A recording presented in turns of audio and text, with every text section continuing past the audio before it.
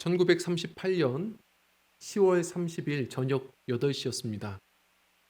평상시 같으면 이제 저녁상을 차리고 함께 평온하게 식사를 가족과 함께 즐겨야 하는 그 시간에 미국 전체가 일대 혼란에 빠지게 됩니다. 전과 같이 식사할 수 없었습니다. 그리고 곳곳에서 비명소리가 들렸습니다. 왜냐하면 CBS 라디오 방송에서 이상한 소리를 들었거든요. 갑자기 음악이 멈추더니 다급한 목소리로 아나운서가 소리치기 시작했습니다. 긴급 뉴스입니다. 지금 막 국방부에서 들어온 소식입니다. 화성인이 침공했습니다. 우리 군인들이 맞서 싸우다가 지금 전멸했습니다. 이것은 실제 상황입니다. 혹시 피할 곳이 있다면 대피하십시오. 그럴 수 없다면 지하실에라도 숨으십시오.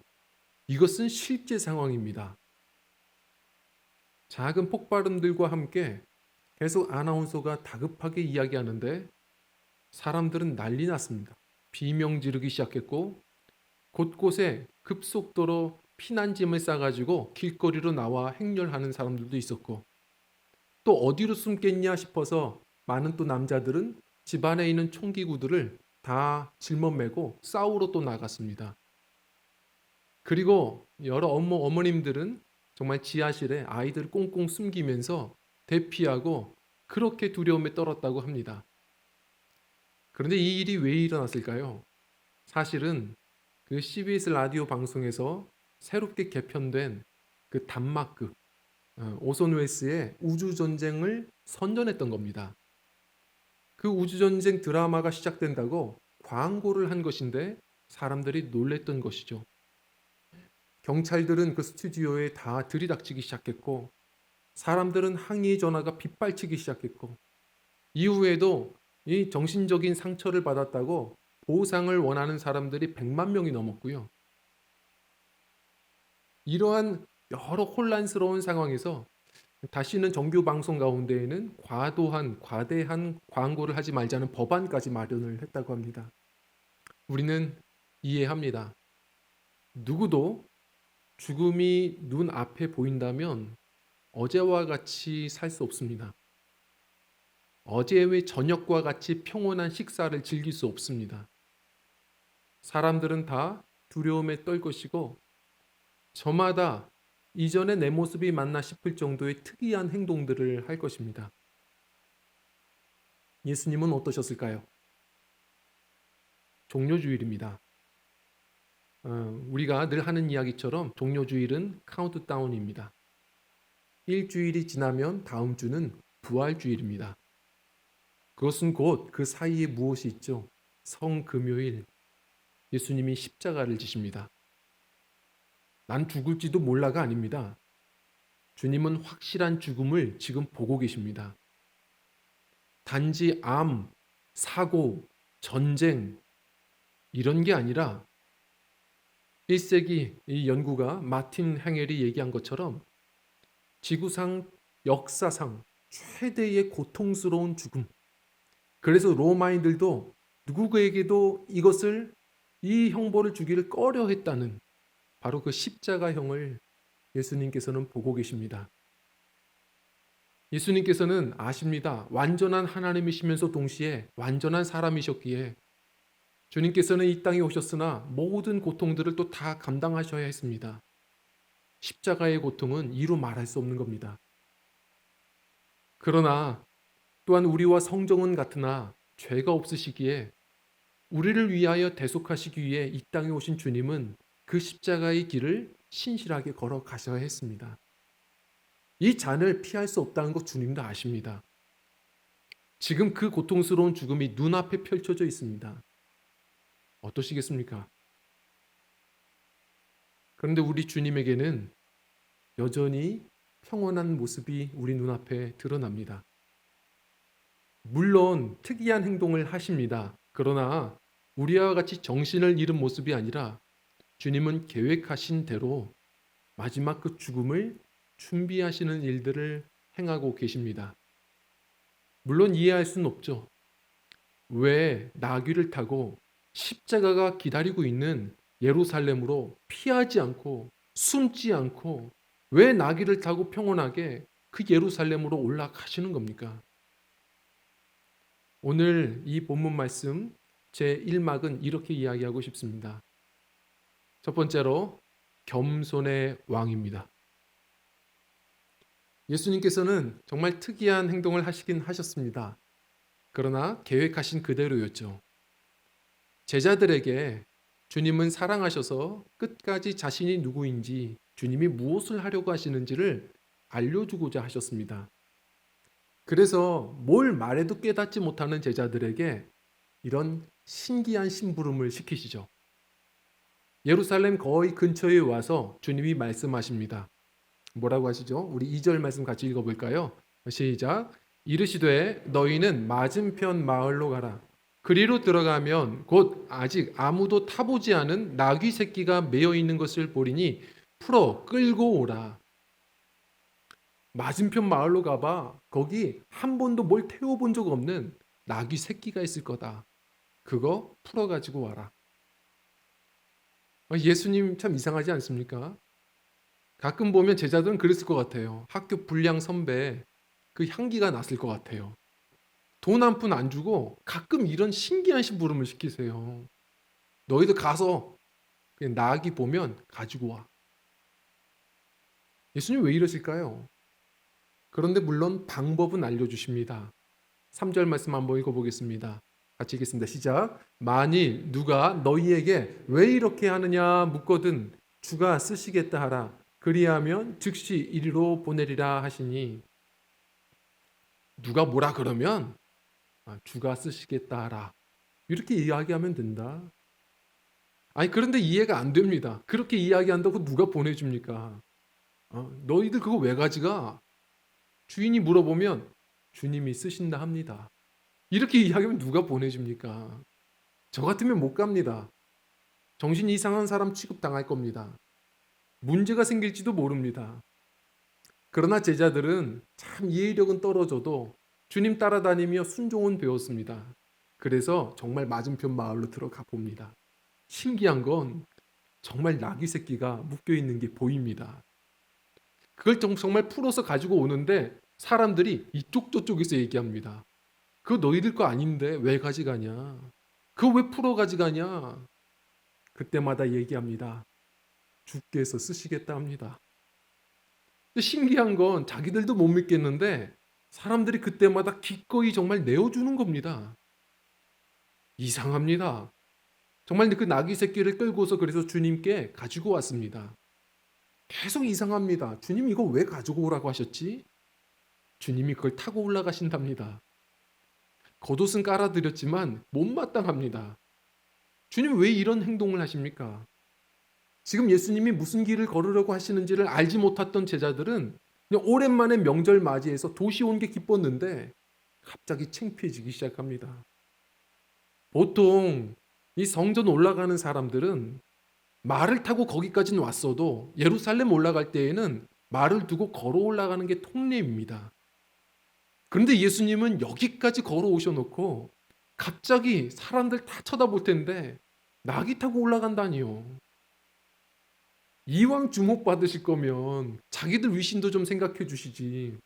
그냥 개선 장군처럼 군마 타고 멋지게 행진하시면 차라리 자신들의 위신도 서죠. 그런데 왜 또 나귀 새끼입니까? 그 나귀 새끼가 제대로 타고 올라갈 수도 있을런지도 모르겠습니다. 태우고. 그런데 그 나귀 새끼를 고집하고 올라가신답니다. 창피합니다. 그 얼마나 우스꽝스럽겠습니까? 예수님 왜 이러십니까? 예수님은 지금 뭘 하시냐면 500년 전 스가랴 선지자의 예언을 그대로 이루고 계시는 겁니다. 우리 말씀 읽어보겠습니다. 9장 9절 말씀인데요. 함께 읽겠습니다. 시작. 시온에 따라 크게 기뻐할지어다. 예루살렘에 따라 즐거이 부를지어다. 보라, 네 왕이 네게 임하시나니 그는 공의로우시며 구원을 베푸시며 겸손하여서 나귀를 타시나니 나귀의 작은 것 곧 나귀 새끼이니라. 아멘. 제자들이 이 말씀을 모르지 않았을 겁니다. 유명한 말씀이고요. 주님께서는 절묘하게 딱 맞는 모습으로 제자들에게 이 심부름으로 알려주셨습니다. 제자들이 그걸 좀 가지고 오면서 눈이 열려서 주님을 제대로 바라보기를 원하셨던 것 같습니다. 제자들은 몰라 봅니다. 주님은 겸손의 왕입니다. 하나님께서는 500년 전서부터 이스라엘 백성들에게 너희에게 내가 구원자 메시아를 줄 것이다. 그는 어떻게 다가올 것이냐 이야기해 주셨어요. 그는 폭군처럼 창과 검을 가지고 군마 타고 들어갈 게 아니라 너희 앞에 겸손한 왕으로, 평화의 왕으로 나귀 새끼를 타고 등장할 것이라고 이야기하셨거든요. 수없이 이 이야기는 사람들에게 들려졌을 것이고요. 유대인들이라면 이 말씀을 모르지 않습니다. 그런데 제자들은 이 똑같은 상황을 맞이하면서도 끝까지 주님을 모릅니다. 주님을 따른다고 하지만 제대로 된 제자들이 아니었죠. 예전에 어떤 한 분이 이런 얘기를 합니다. 이제 친구가 예수 믿지 않은 친구가 있는데 오랜만에 약속을 하고 식사 약속을 잡았대요. 그런데 장소에 나가봤더니 이 친구가 갑자기 늦겠다는 겁니다. 그래서 괜찮다. 내가 그 앞에 내가 아는 교회가 있는데 그 교회에서 좀 기도하고 있을 테니까 너 나 찾으러 그리로 오면 돼. 알겠다고. 친구가 뒤늦게 오더니 이 친구 만나려고 처음으로 교회를 들어가 보는 거죠. 갔는데 저 앞에서 자기 친구가 기도하고 있는 걸 본 겁니다. 도대체 내 친구가 뭐라고 기도하나 궁금했대요.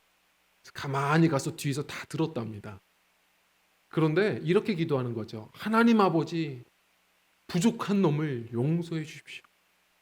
하나님 아버지, 연약한 놈을 용서해 주십시오. 계속 그렇게 기도를 하더래요. 기도가 다 마친 친구를 이제는 맞이하고 함께 거리로 나가 이제 식사 장소로 가고 있는데 이 믿지 않는 친구가 친구에게 장난을 친 겁니다. 툭 치면서 야, 이 부족한 놈아. 이 부족한 놈아. 근데 그 이야기를 들은 예수 믿는 이 친구가 갑자기 대뜸 화를 내면서 만나자마자 왜 시비냐? 네가 왜 날 부족하다고 하냐? 나보다 못한 놈이 화를 냈다는 겁니다.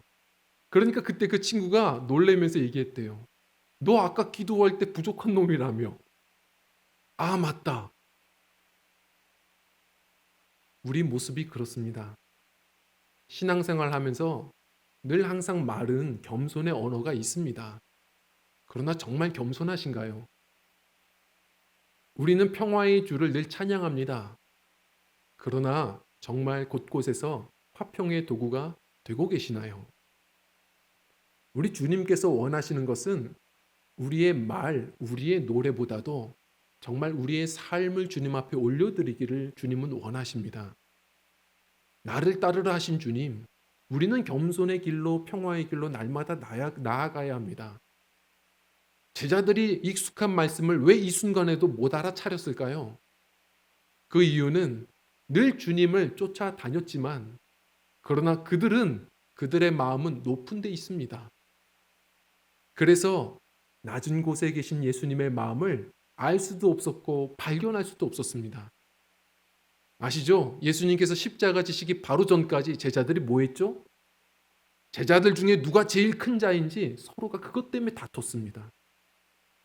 여전히 높은 마음, 전혀 낮은 곳에 계시는 겸손하신 주님을 알 수 없고 만날 수 없는 겁니다. 주님은 오늘도 우리에게 그 길로 초청하시는 주님이십니다.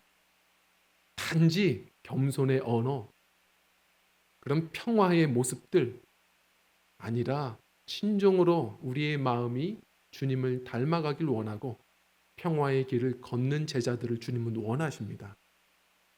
제자들은 그래서 몰랐습니다. 그런데 제 이막이 이제 펼쳐집니다. 열광하는 무리들입니다. 열광하는 무리들. 제자들이 깜짝 놀랐습니다.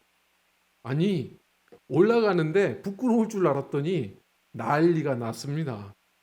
왜 나귀 주인들이 그걸 그대로 줬는지 이제 이해도 됩니다. 생각했던 것보다 명절에 곳곳에서 올라온 사람들 예수님을 알고 있는 겁니다.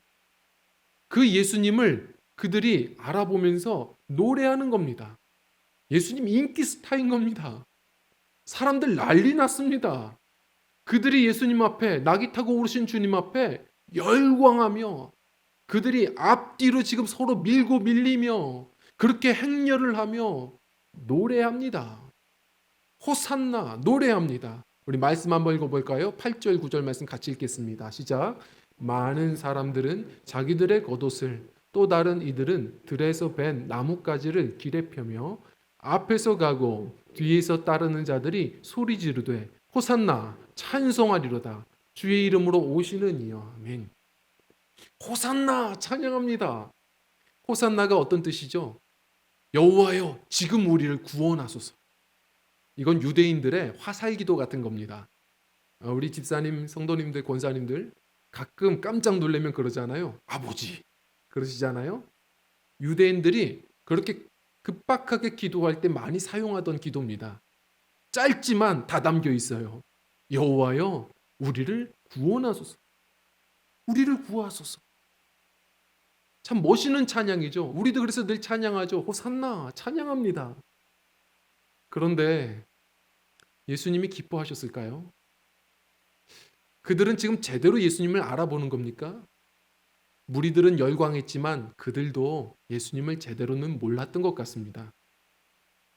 주님께 구원해 달라고 말하지만 무엇으로부터 구원받고 싶은지 주님의 마음과는 많이 달랐던 것 같습니다. 말씀을 보면 오늘 8절을 보면요. 이런 말이 나옵니다. 그들이 들에서 벤 나뭇가지를 길에 폈다라고 말합니다. 이 들에서 벤 나뭇가지가 뭘까요? 다른 성경을 보면 종려나무라고 얘기합니다. 종려나무. 들에서 베어왔다고 오늘은 표현해요. 그것은 그 근처에서 그냥 급박하게 막 꺾고 가지고 온 게 아니고요. 멀리서 가지고 온 겁니다. 준비해 왔어요. 종려나무 가지를 왜 가지고 왔을까? 이제 학자들의 의견을 따르면 그렇습니다. 종려나무는 그 당시에 이스라엘에게 없어서는 안 되는 더운 지방에 꼭 필요한 당도 높은 과일나무입니다. 종려나무 열매를 가지고 잼을 만들었거든요. 그걸 그들은 이제 꿀이라고도 말했습니다. 그래서 하나님께서는 너희들 가나안 땅, 젖과 꿀이 흐르는 땅으로 너희를 인도할 거다. 그때의 꿀은 벌꿀이 아니고 이 종려나무 열매를 이야기하는 것이죠. 물론 저는 그냥 그 의견대로만 인정하진 않고 신앙의 의미가 훨씬 많다고 생각하지만 그런 종려나무는 그 당시에 너무나도 중요한 과일 열매였습니다. 그런데 무슨 일이 있었냐면 예수님께서 성전에 오르신 다음에 그 다음 하신 일이 뭐죠? 성전에 들어가서 그 장사하는 사람들 혼을 내고 들어 엎습니다. 성전을 정화시키시죠. 예수님께서 갑자기 분노가 자극돼서 하신 게 아닙니다. 오랫동안 이 성전은 수많은 사람들에게 이 응어리가 있던 곳입니다. 오랫동안 타락해 왔습니다. 그래서 그 당시의 성전 관리자들은 이 로마의 정부의 허가를 받아서 과도한 성전 세금을 그들이 받았어요. 어느 정도였냐면 나중에 이 예루살렘 성전이 정말 주님 말씀대로 다 깨져나갔을 때는 순간 그 주변의 화폐 가치가 순간 떨어졌다는 것처럼 이 성전의 보물 창고에 보물들이 가득했답니다. 그렇게 타락했어요. 어떻게 그 재정들을 모았느냐? 성전세를 과도하게 올려가는 겁니다. 성전 세금이라는 것을 과도하게 만들어서 올려가면 나중에 가난한 사람들은 그 세금을 낼 수가 없습니다. 그러면 이스라엘의 땅은 하나님이 각 가정마다 기업마다 구분하여서 밥 먹고 살라고 주신 기업인데 어느 순간 가난한 사람들은 조상부터 내려왔던 그 땅을 뺏기는 겁니다. 그리고 성전 관리자들이 그 땅을 뺏어다가 부자들에게 되팔아 버리죠. 그러면 정신 차려 보면 자기 땅인데 이 농부들은 자기 땅에서 소작농이 되어 일을 하는 신세가 되어 버립니다. 자기들이 먹고 싶은 곡식을 이제는 재배할 수도 없습니다. 지주들이 원하는 돈이 되는 종려나무 열매 같은 거, 그들이 원하는 것들만 어느 순간부터 재배해야 하는 겁니다. 이 안에 농부들의 응어리가 있습니다. 그런데 기적을 일으키시는 예수 그리스도 메시아가 왔다라는 소리를 듣고 자기들이 원하는 예수님을 지금 부르는 겁니다. 우리를 구원하소서. 무엇에서요? 바로 가나안에서 땅을 다시 회복시켜 주십시오. 그들은 지금 그 노래를 부르고 있는 중입니다. 예수님은 물론 농민들도 해방시키고 싶습니다. 그러나 단지 가난만이 아니라 그들의 죄와 사망으로부터 주님은 구원하고자 하셨던 겁니다. 농민만이 아니라 아십니까? 부자들도요. 유대인들만이 아니라 로마인들도요. 주님은 그러신 분이십니다. 온 우주의 주인이신 주님은 겸손히 우리를 대속하시기 위하여 구원하시기 위하여 겸손한 왕으로 십자가 지시기 위하여 이 땅에 오신 분이십니다. 물론 다 농부는 아니었을 겁니다. 치유의 기적을 일으키시더라 소문 들었던 사람들은 또 모였을 겁니다. 우리를 질병에서 구원하소서. 로마의 압제로부터 고통받던 사람들은 우리를 로마의 압제로부터 구원해 주십시오. 다양한 사람들이 지금 노래하고 있지만 그러나 주님께서 무엇으로부터 구원하고자 하시는지를 전혀 알지 못했고 그들은 그들의 예수님을 그려놓고 노래하기 시작했던 겁니다. 어떻게 알죠? 그렇게 열광하고 호산나 불렀던 그들은 어느 순간 겸손의 왕, 그 로마의 병정들에게 뺨을 맞고 끌려다니고 초라한 모습으로 옷 찢겨서 빌라도의 법정 앞에 선 예수님의 모습을 보고 자신들이 원하는 그런 군대 장관이 아님을 깨닫고 모두가 대부분 대제사장의 편에 서서 전혀 다른 얘기를 선포했죠. 저를 십자가에 못 박으라. 단 5일 지났습니다. 이 모습이 우리의 모습은 아닌가요? 얼마 전에 한 기독 신문을 보면서 보게 되었던 한 그림입니다. 제임스 앙소르의 1889년에 브뤼셀에 입성하는 예수라는 그림입니다. 그 당시는 내면을 표현하기 좋아했던 화가들이 유명해졌었죠. 그도 그런 사람이었습니다. 그 내면을 표현하며 인간의 내면을 표현해내면서 예수님의 예루살렘 입성을 그려내었습니다. 1889년 브뤼셀에 입성하시는 예수님은 어떠실까? 전혀 모양은 달랐지만 그러나 비슷하다는 겁니다. 이 그림을 보시면 예수님이 보이십니까? 거의 숨은 그림 찾기입니다. 볼 수 없으실 겁니다. 가만히 보면 전 가운데에 흐릿한 나귀를 타고 오시는 예수님이 아주 작게 그려져 있습니다. 그런데 그보다는 호산나 열광하지만 수많은 사람들 저마다 가면으로 가리면서 자기들이 원하는 관심사에 최선을 다하는 그런 행렬을 보시게 될 겁니다. 물론 저 오른쪽에 빨간색 글씨로 보면 브뤼셀의 왕, 그리스도, 만세 뭐 이렇게 부르는 한 사람의 피켓을 보실 수 있습니다. 그러나 작은 저 피켓, 한두 사람의 저 환호와는 달리 수많은 사람들은 다른 데 관심이 많습니다. 오히려 비할 수 없이 큰 플랜카드를 보면 저 윗부분에 사회주의 만세, 그리고 그 곳곳에는 저마다의 정치적인 슬로건들 가득한 그런 행렬입니다. 2021년 안양에 한국에 입성하시는 예수님이라고 한다면 우리는 어떤 그림을 그리시겠습니까? 신앙생활은 무엇입니까? 신앙생활은 물론 우리 안에 내가 기대하는 예수님이 있습니다. 내가 바라는 예수님의 이미지가 있죠. 그러나 신앙생활은 갈수록 성경, 진리가 이야기하는 예수님을 주목하면서 그 이미지에 내 안에 예수님의 이미지를 맞춰가는 겁니다. 그런데 신앙생활을 오랫동안 할지라도 우리는 이 모습과 같이 제자가 아니라 군중이 되어서 열광은 하지만 언제든 등 돌릴 준비하면서 우리는 내가 기대하는 예수님을 늘 찬양하고 내가 원하는 삶을 제공하지 않으시면 언제든지 등 돌리고 원망불평할 준비되어 있는 무리와 군중의 모습으로 신앙생활할 때가 참 많다는 겁니다. 저는 오히려 제 산막, 저는 오히려 이 나귀를 한번 생각해 보면 어떨까 싶습니다. 우리 제 산막인데요. 함께 오르는 어린 나귀입니다. 함께 오르는 어린 나귀. 예수님께서 겸손의 왕으로 예루살렘에 입성하시죠. 예전에 내가 알지 못했던 예수라는 필립 얀시의 이 유명한 책을 보다가 그때 많은 걸 깨달았습니다. 우리가 그럴 수 있겠구나. 아십니까? 라코타 인디언이라는 사람들은 예수님을 어떻게 생각했냐면 하늘에서 내려준 하얀 들소로 알았습니다. 그리고 이 그림 어디서 보셨습니까?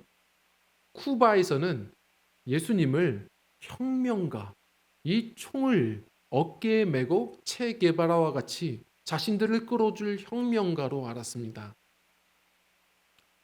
그리고 영국과 프랑스, 이 종교 전쟁이 있을 때 영국인들이 뭘 했는지 아십니까? 프랑스의 교황은 있을지라도 예수님은 영국인이다. 아십니까? 사람들은 저마다 자기가 바라는 예수님을 그려놓고 삽니다. 정말로 우리 성도님들은 성경이 이야기하는 주님을 믿고 따라가고 계십니까? 이 어린 나귀, 어떤 누군가가 말합니다. 이 어린 나귀는 우리의 신자들을 비유해 주는 거라고요. 저도 그렇게 묵상이 좀 되더라고요.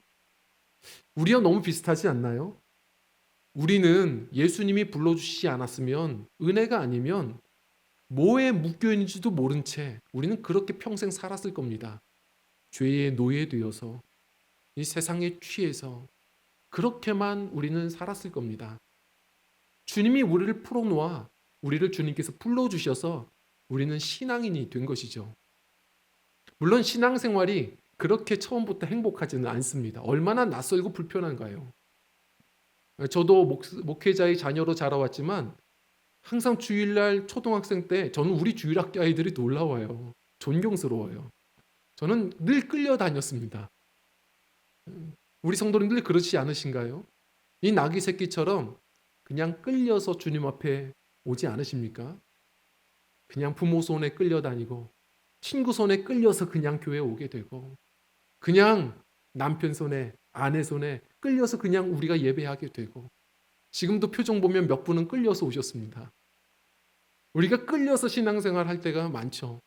그러나 어느 순간 그 예수님을 내가 진정으로 인격적으로 만나기 시작하다 보면 우리 신앙생활은 즐거워지기 시작하죠.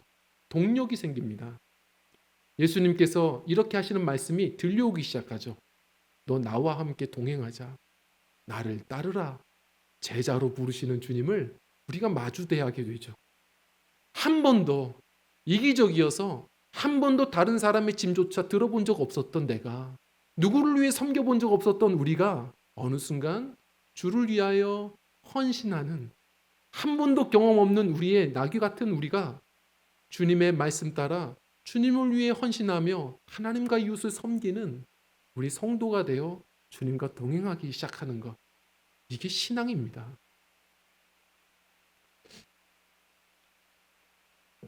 팬인가 제자인가라는 카일 아이들먼의 이 유명한 책이 있습니다. 이분이 이런 이야기를 했습니다. 자기가 오랫동안 알고 봤더니 예수에 열광하는 팬이었다는 겁니다.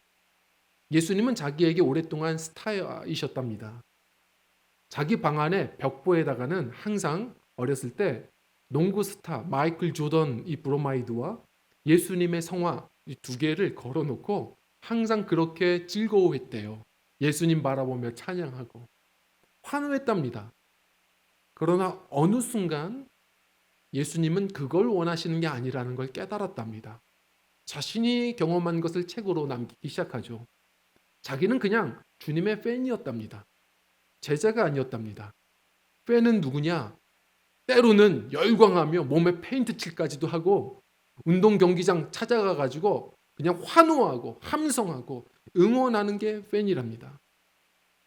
그 스타들이 원하는 것, 그들의 물건이라면 돈 주고 사면서 또 그들을 또 열광해주고 환영해줄 수는 있답니다. 그러나 팬은 팬입니다. 그들의 경기에 함께 뛰지는 않습니다. 그들의 삶의 어려움에 함께 하려고 하지는 않습니다. 오히려 그 스타들이 실력이 떨어지거나 실망스러우면 한순간에 또 다른 사람에게 열광하는 것이 팬이랍니다. 우리도 느껴봤죠? 재작년에 이제 호날두 사건이라고 말하죠. 이 유명한 축구 스타가 한국에 와서 경기에 뛰겠다고 말해서 전국에서 이 축구 팬들이, 호날두 팬이 다들 와서 경기를 관람했습니다. 그런데 10분조차 뛰지 않고 아프다는 이유로, 몸이 안 좋다는 이유로 나오지 않고 끝까지 팬 서비스를 해주지 않자, 아십니까? 그렇게 열광했던, 환호했던 팬들이 그 경기 전에는 호나우두의 별명이 우리 형이었습니다. 경기 끝나자마자 날강두가 되었습니다. 그게 팬입니다. 우리 성도님들은 팬입니까? 제자입니까? 이 사순절 마지막 이 고난주간을 우리가 시작합니다. 그 어느 때보다도 우리가 복음을 다시 한번 펼쳐보면서 우리가 주님을 온전히 성경의 진리의 주님으로 마주대하고 만나는 시간이 되었으면 좋겠습니다. 우리를 나만이 아니라 그리고 내가 미워하는 그도 모두를 위해 이 땅에 오신 예수님. 온 우주의 왕이시지만 우리를 대속하시기 위하여 죄와 사망의 권세로부터 유일하게 해결하실 수 있는 주님이셨기에 십자가를 맞이하셔야 했던 예수님. 그 주님을 바라보며 감사하고 그 진리 안에서 제대로 된 호산나를 노래하며 그리고 주님의 이 음성, 나를 따르라 말씀하신 주님의 음성을 귀히 듣고 함께 동행하기를 결심할 수 있는 우리였으면 좋겠습니다. 한평생 주님과 신실히 동행하며 믿음의 역사를 이루시다가 때가 되어 이 어린 나귀와 같이 우리에게 약속하신 새 예루살렘의 그 성에 함께 또한 부르실 때 입성하게 되는 우리 승리하는 믿음의 여종들이 되셨으면 좋겠습니다. 이 아름다운 복음의 결단이 있는 이 복된 또한 이 한 주간이 되시기를 간절히 축원합니다. 우리 함께 찬양하고